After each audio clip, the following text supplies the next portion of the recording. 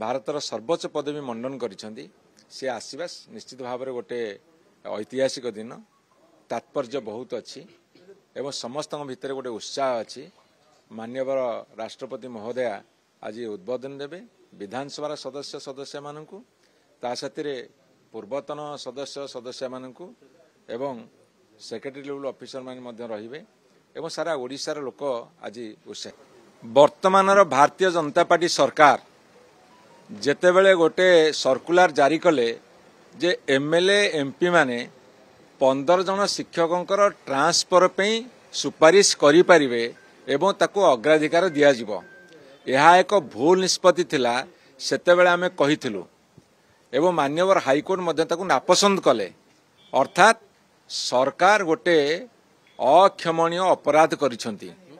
मु आपनको पचारिବାକୁ चाहे को 15 जन को सेमाने ट्रांसफर पोस्टिंग पे सुपारिश करेंगे एवं या फल कौन है जे शह शह शिक्षक आसिक एमएलए एमपी मान कहले आमर टिके सुपारिश कर जाफल कि एमएलए माने चापग्रस्त हेले एवं एथिरे अनेक घोटाला मध्य हैला एवं पैसा पत्र कारबार एमिति हेइची ये 15 जन जो सरकारी दलर ये 15 जन सुपारिश करिया जगह 150 200 300 टीचर को पैसा नहीं जाइछनी। एटा गोटे अति अक्षमणीय अपराध। तेणुक एभली भूल निष्पत्ति सरकार विरत रहा दरकार। आमे डिमांड करुचु ए निष्पत्ति की बंद कर।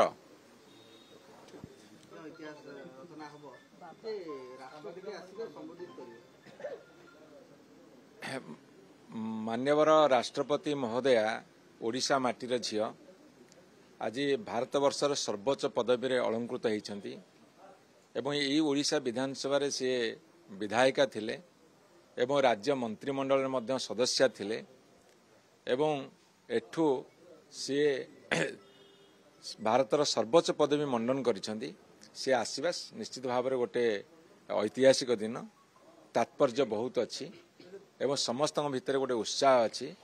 मान्यवर राष्ट्रपति महोदया आज उद्बोधन देवे विधानसभार सदस्यମାନଙ୍କୁ ता साथिरे पूर्वतन सदस्यମାନଙ୍କୁ एवं सेक्रेटरी लेवल ऑफिसर माने मध्य रहिबे एवं सारा ओडिशार लोक आज उत्साहित।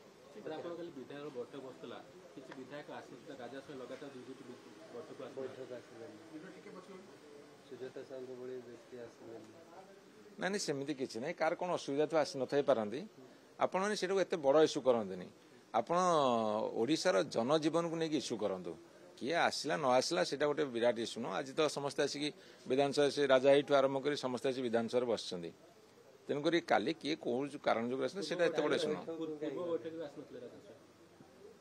ना मु हिसाब रखनी आपण मैंने एत हिसाब कहीं रखुनी। राजा तो सब बेले पूरा एकदम माने दृढ़ भाव में स्वर उत्तोलन कर सरकार विभिन्न कार्यक्रम को लेकिन